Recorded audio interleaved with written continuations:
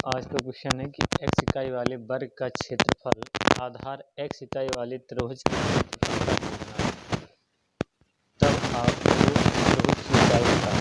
तो क्या कह रहा है, x वर्ग का क्षेत्रफल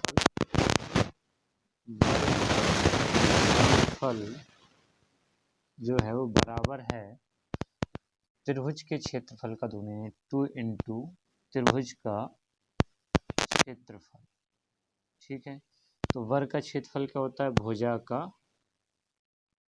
वर्ग, और त्रिभुज का क्षेत्रफल क्या होता है 1/2 आधार इंटू ऊंचाई। ठीक है ना, तो भुजा कितनी दी है x इकाई, तो x का स्क्वायर हो गया बराबर 2 से 2 ये कैंसिल हो जाएगा। आधार क्या है यहाँ पे x ही है, और इंटू ऊंचाई हम मान लेते हैं h हो गई, तो h बराबर क्या हो जाएगा x स्क्वायर बटे x, x से कट गया तो x बचा, यानी त्रिभुज की ऊंचाई क्या आ जाएगी x इकाई। तो ऑप्शन नंबर यहाँ पे सेकंड आपका सही हो जाएगा।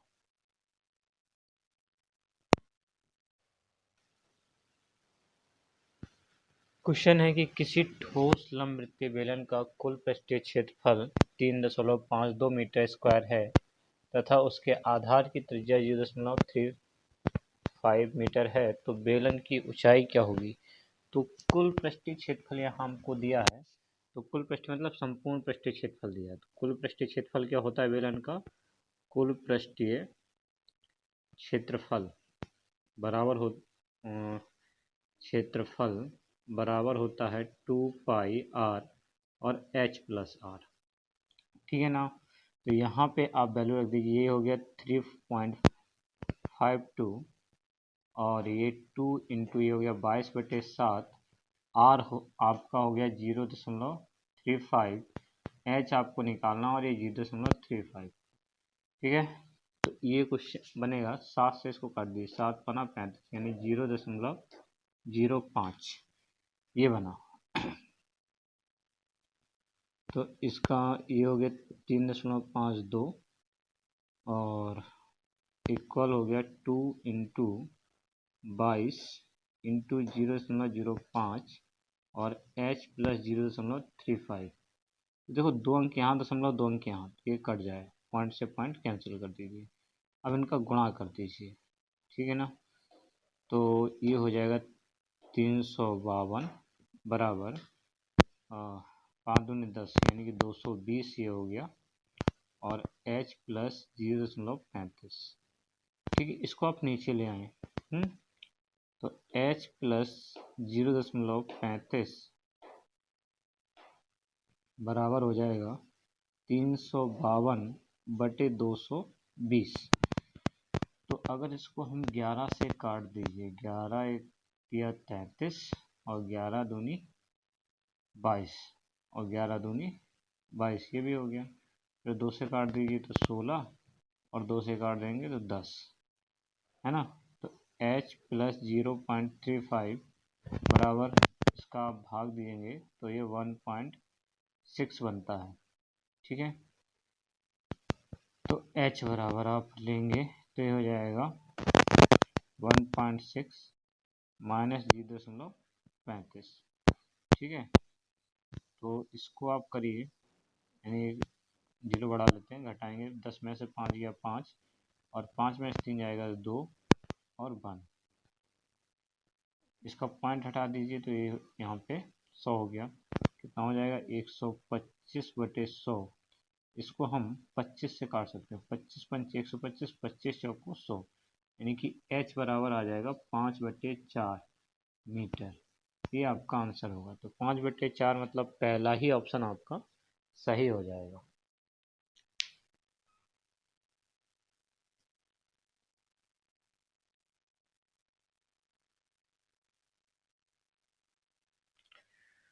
देखिए क्वेश्चन है कि विभिन्न पर्चियों पर संख्याएं 12, 13, 14 ... 40, 41 लिखी जाती हैं।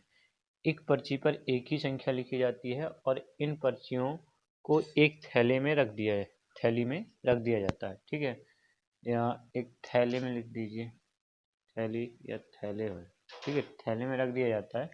इस थैले में से राधा बिना देखे एक पर्ची निकालती है। इसकी प्रायिकता क्या है कि उसके द्वारा निकाली गई पर्ची पर एक अभाज्य संख्या नहीं है। तो देखिए, प्रायिकता निकालना है। प्रायिकता का हम आपको बता ही चुके हैं कि क्या होता है कि अनुकूल प्रकार बटे कुल प्रकार। तो कुल प्रकार का मतलब है इसमें ये कितनी संख्याएं हैं। तो कुल संख्याएं कितनी हैं आपकी, कुल संख्याएं देखिए, आप देख रहे हैं ये 41, ये स्टार्ट कहाँ से 12 से, यानी कि अगर हम 41 माइनस 11 कर दें तो टोटल संख्याएं कितनी बनती हैं हमारी 30, है ना, क्योंकि 11 संख्या से शुरू की कम है ना, तो शुरू के 11 घटा दिए 41 से, तो 30 संख्याएं बनी। अच्छा, ये तो कुल संख्याओं की बात होगी। अब इसमें अभाज्य संख्याएं कितनी हैं, अभाज्य हटा दीजिए तो अपने आप जो अभाज्य नहीं होंगी वही शेष बचेंगी। तो देखिए, 12 से आप स्टार्ट करेंगे तो 13 एक संख्या होगी जो अभाज्य होगी, फिर 14 नहीं होगी, 15 नहीं होगी, 16 नहीं होगी, 17 होगी, फिर 18 नहीं होगी, 19 होगी, फिर 20 नहीं होगी, 21 नहीं होगी, 22 नहीं होगी, 23 होगी, फिर 24 नहीं होगी, 25 नहीं होगी, 26 नहीं होगी, 27 नहीं होगी, 28 नहीं होगी, 29 होगी, फिर 30 नहीं होगी, 31 होगी, फिर 31 के बाद 32 नहीं होगी, 33 नहीं होगी, 34 नहीं होगी, 35 नहीं होगी, 36 नहीं होगी, और फिर उसके बाद आपकी 37 हो जाएगी। ठीक है ना, और 37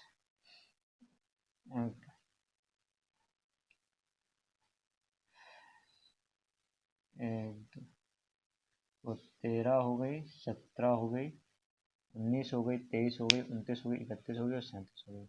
और लास्ट में एक संख्या आपकी और बचती है 37 के बाद 38 नहीं होगी, 39 भी नहीं होगी, 40 तो होगी नहीं, फिर 41 होगी लास्ट में। तो यानी कि आपकी टोटल कितनी संख्या हो गई, 3 3 6,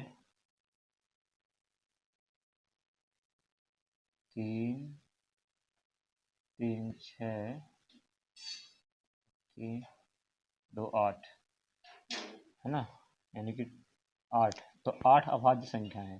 तो भाज्य संख्याएं कितनी हो गई आपकी, टोटल संख्या तो 30 ही है ना, तो 30 माइनस कितनी 8, यानी कि 22 संख्याएं बनी। तो अब प्रायिकता क्या है, अभाज्य संख्या ना होने की प्रायिकता, अभाज्य संख्या ना होने की प्रायिकता, तो ना होने की मतलब जितनी जो अभाज्य संख्या हटा दी तो कुल भाज्य संख्या कितनी 22, और टोटल संख्या कितनी है 30।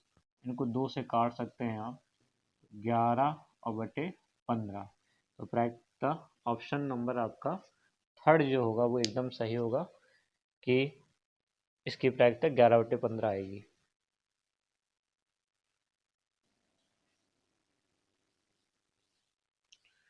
क्वेश्चन है, कुछ प्रेक्षणों का माध्य 54 है, यदि प्रत्येक प्रेक्षण में 8 की वृद्धि करके योग को 2 से भाग दिया जाए तो परिणामी प्रेक्षणों का माध्य क्या होगा। अब यहाँ प्रेक्षण तो नहीं दिए, तो हम मान लेते हैं कि n प्रेक्षण है। ठीक है, प्रेक्षण हमने मान लिए आपके n कैसे मान लिए कि x1 x2 और डॉट डॉट xn। ठीक है, अब इनका माध्य हमको दिया है तो इनका माध्य क्या बनेगा, इनका माध्य हो जाएगा x1 plus x2 plus dot dot plus xn और अपॉन n, और ये दिया है आपको कितना है 54 है। ठीक है, तो इसमें अगर हम 54 n का क्रॉस मल्टीप्लाई कर दीजिए तो x1 plus x2 plus so on plus xn बराबर कितना हो जाएगा 54 n। अच्छा, अब वो कह रहा है कि प्रत्येक प्रेक्षण में कितना 8 की वृद्धि कर दें, यानी कि हम x1 प्लस 8 कर दें, फिर प्लस x2 प्लस 8 कर दें, और डॉट डॉट ऐसे ही xn प्लस 8 कर दें। ठीक है ना, तो इसका क्या वैल्यू बनेगा, तो इसमें x1 प्लस x2 तो एक साइड कर लीजिए, यानी कि x1 plus x2 so on plus xn, ये तो अलग हो जाएंगे, इनको एक साइड कर लिया, और ये 8 को n तक जोड़ना है, 8 प्लस 8 और प्लस सो ऑन और प्लस 8। ठीक है, तो इसका मान क्या आया 54 n, तो ये 54 n हो गया। और इसका मान क्या हो गया 8 है, जोड़ देंगे तो 8 4 12, 62n बना। ठीक है ना। तो अब कह रहे हैं इसमें 2 का भाग दे दें, तो अपॉन 2 भी कर दीजिए, 2 का भाग देंगे तो कितना हो गया 31n, ये बना। ठीक है। तो अब परिणामी योग क्या बना रहा हमारा 31n, तो इसका माध्य क्या हुआ, प्रेक्षण तो यानी है, तो इसका माध्य क्या हो जाएगा, माध्य वही है एक योग बटे संख्या, तो n से n कट गया यानी कि 31। तो ऑप्शन नंबर सेकंड यहाँ पे आपका सही हो जाएगा।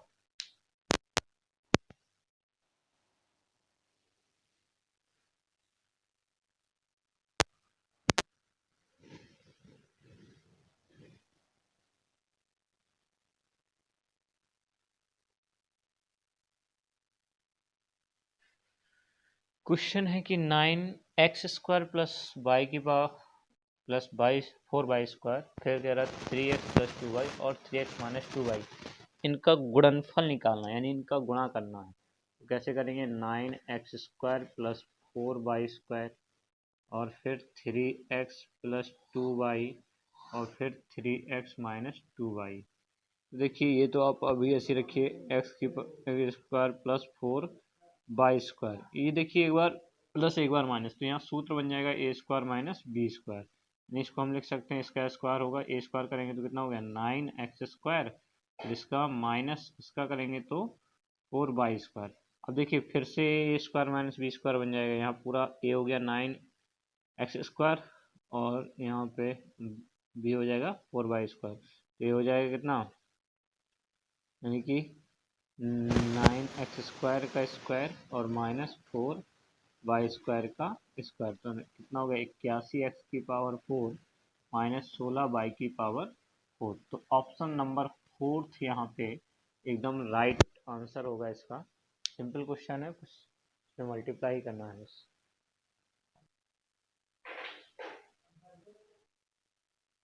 देखिए अगला क्वेश्चन है, आपको दिया है कि a² minus b² plus a plus b upon a minus b upon plus b a minus b, तो ये क्या होगा, तो a² minus b² plus a plus b upon a minus b और plus b a minus b. तो यहाँ पे सूत्र बन रहा है a² माइनस b² को लिख देंगे a माइनस बी और a प्लस बी, फिर प्लस a और a प्लस बी, और नीचे आप देखिए तो a माइनस बी कॉमन हो जाएगा और अंदर बचेगा आपका a प्लस बी। अब यहाँ पे आप देखिए a प्लस बी बाहर हो गया, तो अंदर आपका बन रहा है a minus b plus a और अपॉन a माइनस बी और a प्लस बी, तो a प्लस बी से a प्लस बी कैंसिल हो गया, यहाँ a और a जुड़ गया तो 2a minus b upon a minus b. तो ये ऑप्शन नंबर आपका थर्ड यहाँ पे सही है।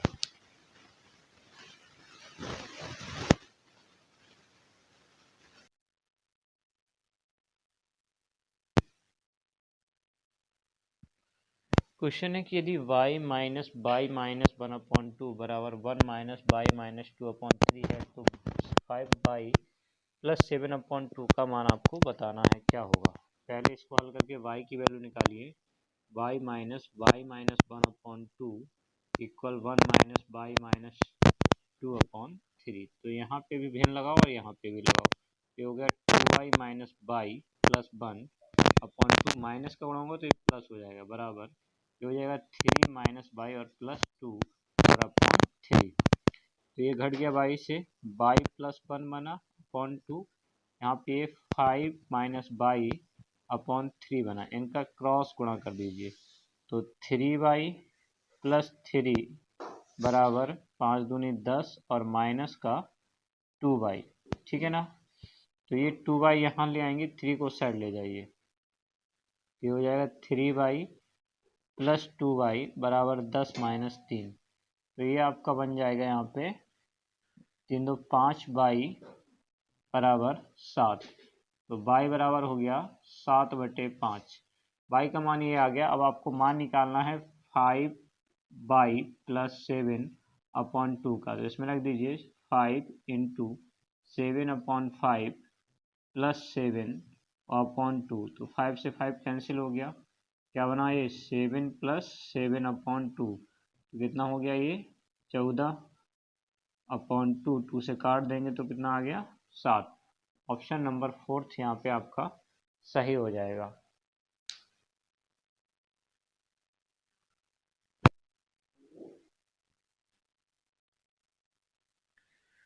क्वेश्चन है कि 3x² माइनस 8x प्लस 11 तथा minus 6x² plus 12x plus 17 के योग में से x² माइनस x प्लस 19 को घटाने पर हमें प्राप्त होता है।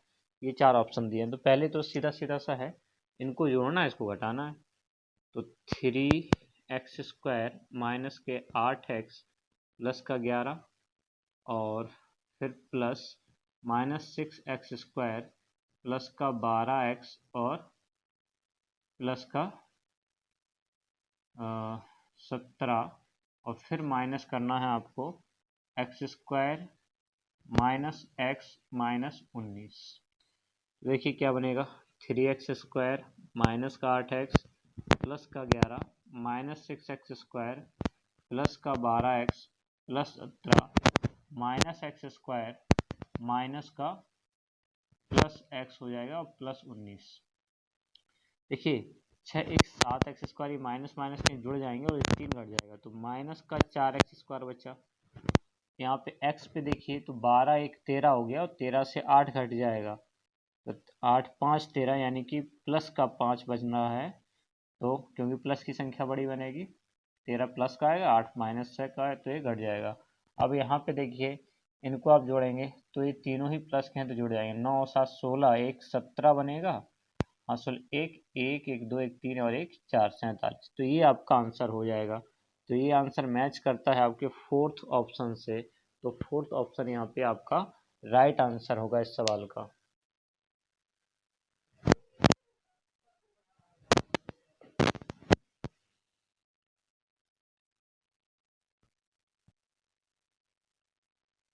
देखिए क्वेश्चन है कि एक खिलौने का विक्रय मूल्य ₹1020 है, यदि दुकानदार को 20% का लाभ प्राप्त होता है तो खिलौने का क्रय मूल्य आपको बताना है कि क्रय मूल्य क्या होगा।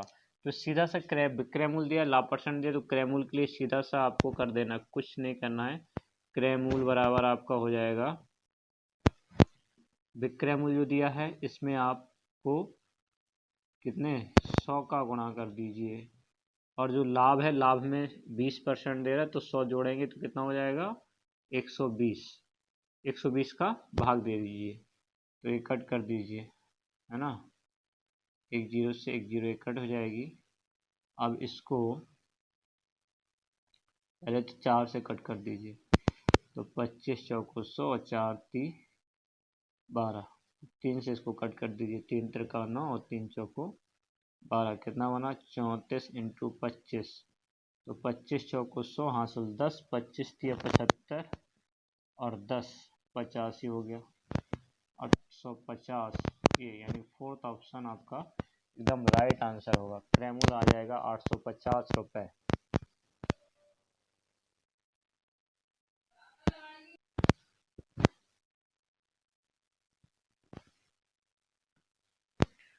क्वेश्चन है ABCD एक समचतुर्भुज है जिसमें कोण BAC जो है वो 50 है, तब आपको 3 कोण D माइनस 2 कोण DAC बताना है कितना होगा। तो पहले तो आप समचतुर्भुज बना लीजिए,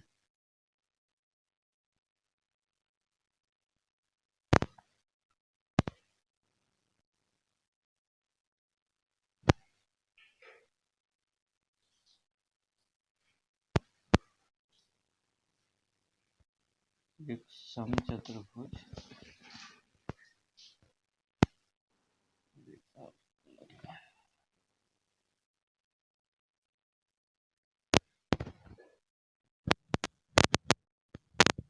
ये समचतुर्भुज मान लो ये आपका A B C और ये D।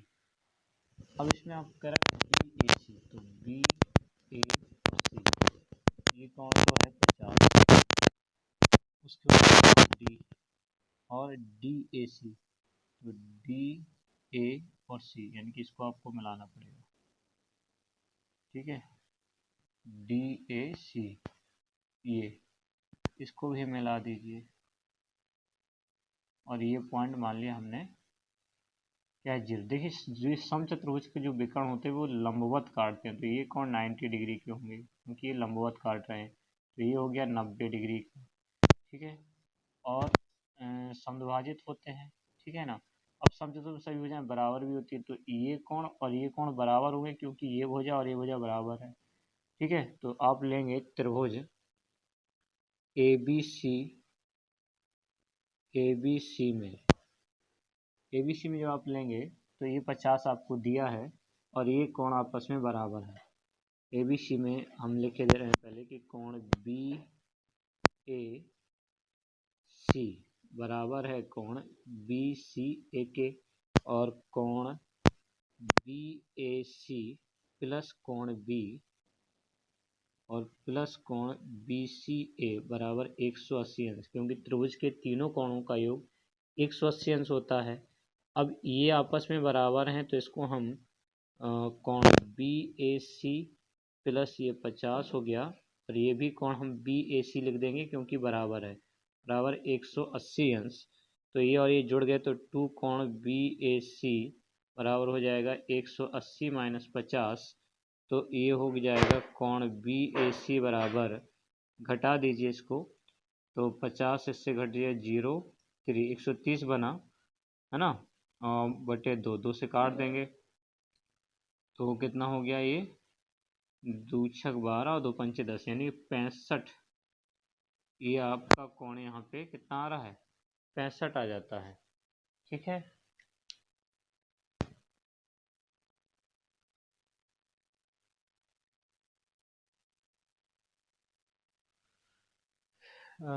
इसमें क्या दिया है, बी ए सी दिया है, तो बी ए सी, सॉरी इसमें थोड़ा सा गलत हो गया है, इसको ऐसे नहीं करेंगे। अरे यार थोड़ा सा गलत हुआ, फिर से सॉरी, एक बार फिर से देख लीजिए। इसमें बी ए सी कितना 50 दिया, तो ये 50 है कोण, इसको हमने मिलाया है तो ये 50 हो गया। हम इतना कोण अभी ये इतना ही त्रिभुज लेते हैं।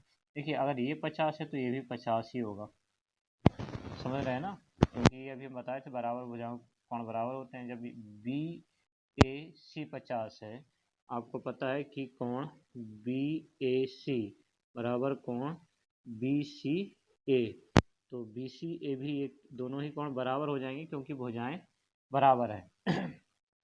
ठीक है, अब हमको कोण डी निकालना है ना, कोण डी निकालना है, तो उसके लिए अगर हम ये वाला कोण निकाल लेते हैं कितना होता है। ठीक है, देखिए अगर ये 50 है, अब वो समांतर, ये भुजा इसके समांतर है, तो ये कोण और ये कोण भी एकांतर होगा, यानी कि ये कोण भी कितना हो जाएगा 50, और ये इसके बराबर हो तो ये भी 50 हो गया, टोटल कोण ये 100 हो।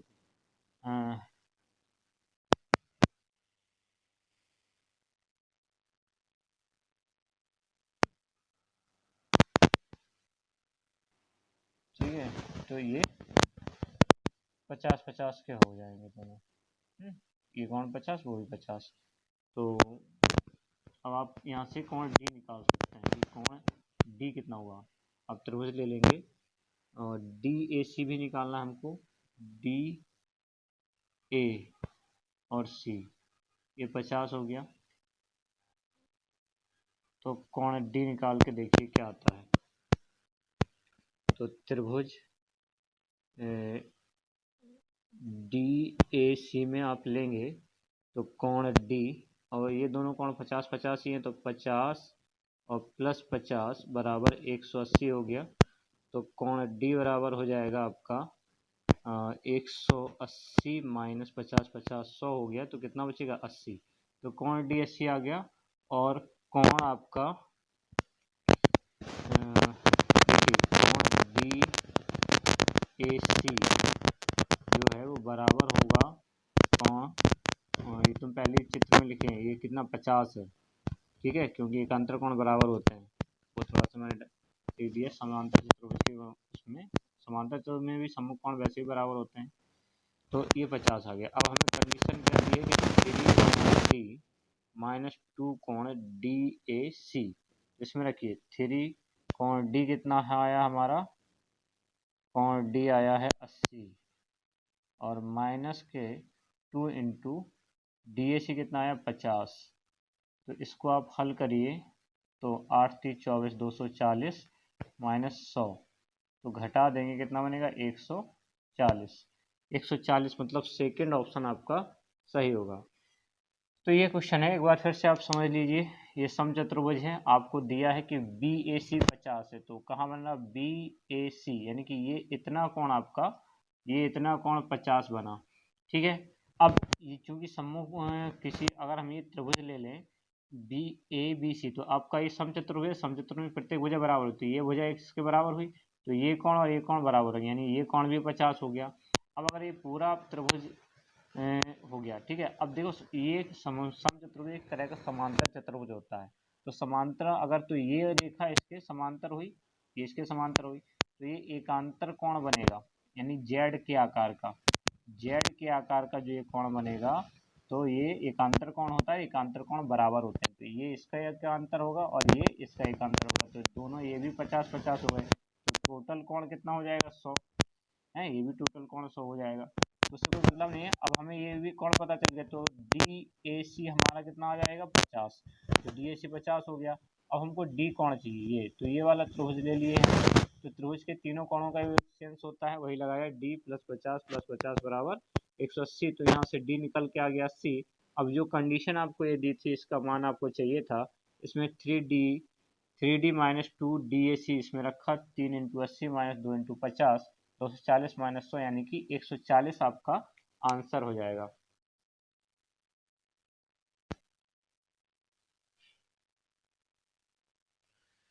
ये क्वेश्चन है कि त्रिभुज ABC और त्रिभुज DBC एक ही आधार BC पर तथा उसके एक ही ओर बने दो त्रिभुज हैं, यदि AC बराबर DB और AB बराबर DC है तो निम्न में से कौन सही है। पहले देखिए, जैसे मैं एक ही ये बना देता हूँ, ये आपका BC है, इस पे ही दो त्रिभुज बने हैं,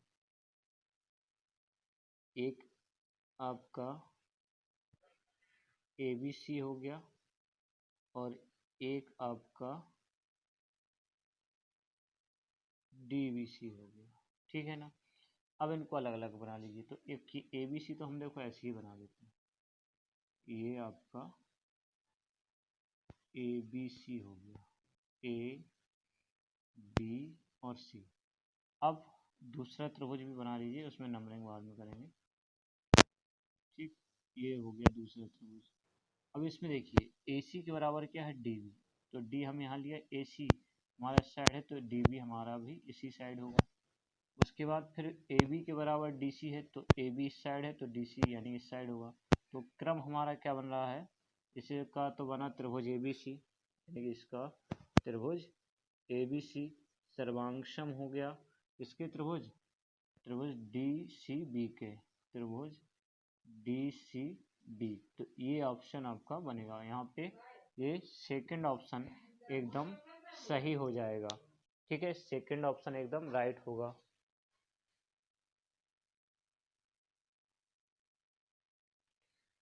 एक कह रहा है किसी त्रिभुज ABC में भुजा BC को D तक बढ़ाया जाता है, यदि A 40 और AC बराबर BC, तो कोण 2 कोण ACD प्लस कोण 3 कोण B बराबर है। देखिए पहले तो आप त्रिभुज ही बना लीजिए ABC, एक त्रिभुज हम बना लेते हैं, यह हमारा त्रिभुज हो गया A B और C। अब कह रहे BC को D तक बढ़ाए, तो D तक बढ़ा दिए। उसके बाद हमको दिया है कोण A 40, तो ये कोण 40 हो गया, ठीक है। फिर कह रहा है AC बराबर BC, तो भैया AC जो है ये भुजा इसके बराबर है। अब इसको हम अगर ऐसे देखें, तो जब ये भुजाएं बराबर है तो ये कोण और ये कोण बराबर होगा, यानी कि ये भी 40 हो गया, ठीक है ना।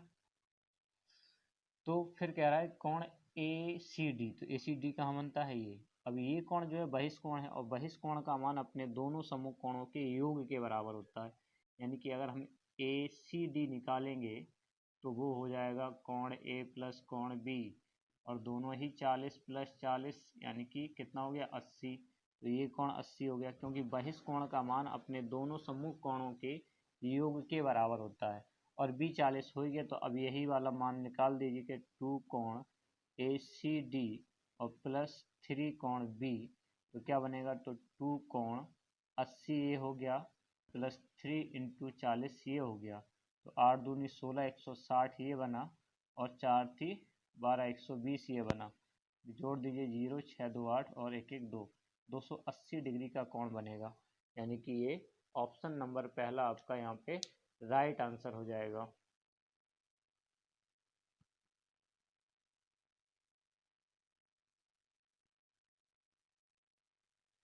दो शीर्षाभिमुख कोणों x और y का योग 80 है। यानी कि दो शीर्षाभिमुख कोण है, मतलब मान के लिए हम ऐसे बना देते हैं, ठीक है, दो शीर्षाभिमुख, जैसे अगर ये x है तो ये y है, ठीक है, ये शीर्षाभिमुख है और शीर्षाभिमुख कोण आपस में बराबर होते हैं, यानी कि x बराबर y। और आपको यहाँ पे कह रहे हैं इनका योग दिया है 80, ठीक है ना। तो अगर इनको हम रखेंगे तो ये कितना हो, y के सामने रख दीजिए x प्लस x बराबर 80, तो 2x बराबर हो गया आपका 80, 2 से कट जाएगा, कितना आ जाएगा 40, यानी कि x बराबर कितना आ गया 40, तो y बराबर भी 40 होगा क्योंकि बराबर होते हैं, ठीक है, x और y तो निकल आया। अब वो कह रहा है कि z जो है वो y का पूरक है। अब पूरक कोण क्या होता है, अगर दो कोण आपस में पूरक हैं तो उनका योग जो होगा वो हमेशा कितना होगा, 90 डिग्री का होगा, है ना। तो इसका अगर z पूरक है तो z प्लस z प्लस 40 बराबर 90 हो गया, z बराबर हो जाएगा 90 माइनस 40, z बराबर आ गया 50।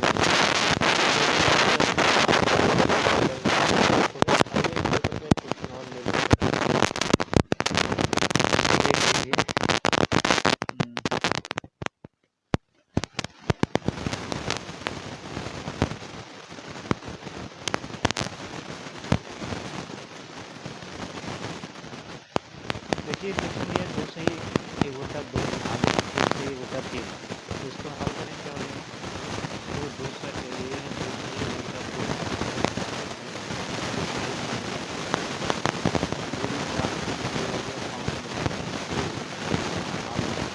2, 8 बटा हाँ 5, तो इसको आप लिख सकते हैं 5 बटा 2 ऐसे रखेंगे, इसको गुणित करेंगे तो चिन्ह बदल जाता है, ये 5 बटा कितना हो जाएगा 8, यानी कि 25 बटे 16, और हम 16 का अगर इसमें भाग दें तो एक सही 9 बटे 16 बना, यानी कि एक पूरा है कंप्लीट, और इतना ही ज़्यादा है, तो एक से 9 बटे 16 कितना है अधिक है, यानी कि ये जो मान आ रहा है वो 1 से 9 बटे 16 अधिक है। तो ऑप्शन फोर्थ आपका यहाँ पे एकदम राइट आंसर हो जाएगा, ठीक है। तो थैंक यू।